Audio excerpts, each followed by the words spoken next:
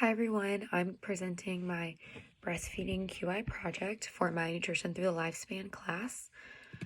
So to begin, I'm going to talk about the benefits of breastfeeding for the mother. So there are hormonal benefits, which include increased oxytocin, which will stimulate the uterus to return the hormones to the pre-pregnancy status. There will be physical benefits, which include delay in monthly ovulation, which will result in longer interval between pregnancy, and psychological benefits, which would be increased self-confidence and also bonding with your infant. For the benefits of the baby with breastfeeding, there are several nutritional benefits for the baby. So optimal nutrition, balanced nutrients, isomotic human milk, and breastfeeding will meet the protein needs without overloading the kidneys of the baby. The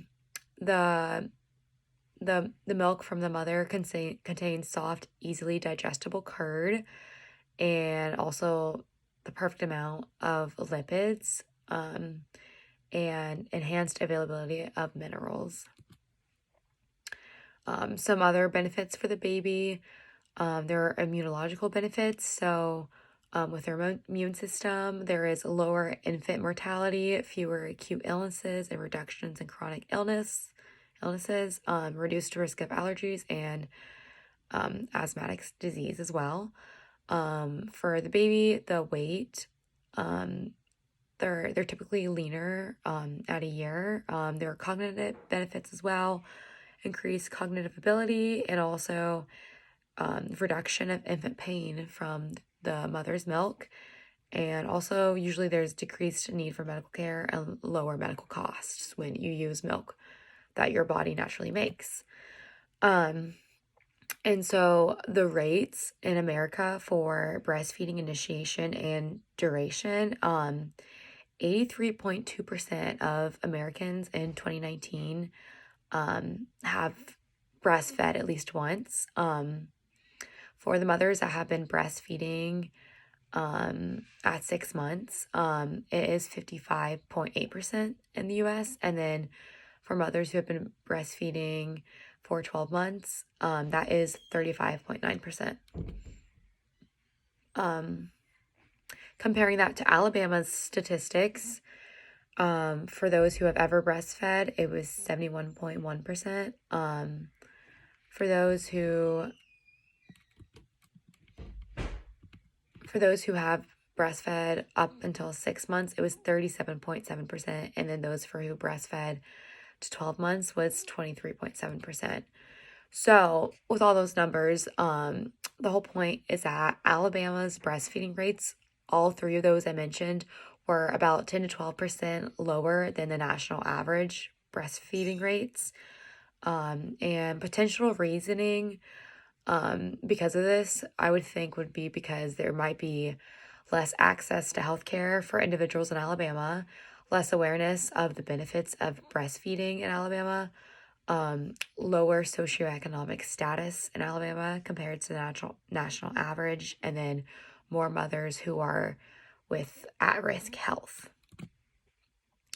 For 20 People 2030, their goal on this subject is to improve health and safety of infants. And so this is achieved through increasing breastfeeding rates and promoting vaccines and screening for the infant's health. Safe sleep practices and correct use of car seats would also support this goal. So then the question is, why do people discontinue breastfeeding when we see those statistics? So many women have a low milk supply. That is most common. It may be real or it can be perceived being low in your milk supply. Some other reasons include having sore, flat, or inverted nipples, and that can cause discomfort as well. There's something called letdown failure, which is when milk will not inject from the breast. That's pretty uncommon. There is hyperactive letdown, which is too much milk ejected from the breast. So it's the opposite. There is hyperlactation, which is milk volume exceeds intake. And then there's engorgement when breasts are overfilled with milk.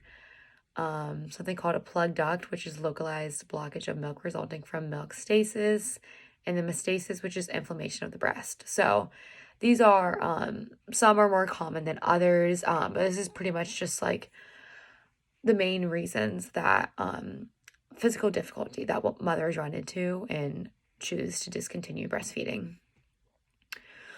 So I found an article that was related to the common problems of breastfeeding, and this article I found, it had 577 mothers participate, and they participated within 4 to 36 hours postpartum. And so they completed a questionnaire about the gestational, maternal, neonatal, and first suckling characteristics. And from that, 35.2% initiated breastfeeding within the first hour, and 72.8% initiated breastfeeding within 2 hours of the birth. And from the study, it was found that factors affecting early breastfeeding status within the first 2 hours of birth were maternal illness during pregnancy, cesarean section, and then preterm birth. So I created a breastfeeding quality improvement project. So the goal of this is to improve breastfeeding rates in the local area. So I was covering the state of Alabama. So this should be implemented in Alabama.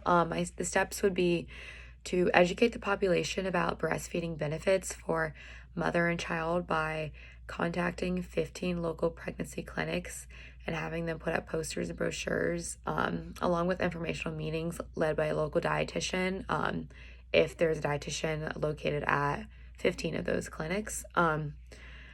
Another step would be to create a support breastfeeding walk and advertise it over social media.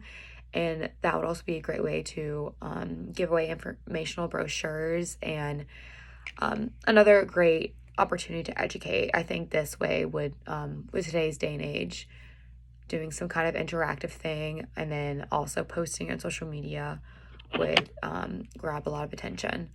And then the third step was educate on maternal illness and preterm birth affecting the infant, especially within the first hours of birth, and educate that in 15 local pregnancy clinics with posters and brochures as well. And that is all. Thank you.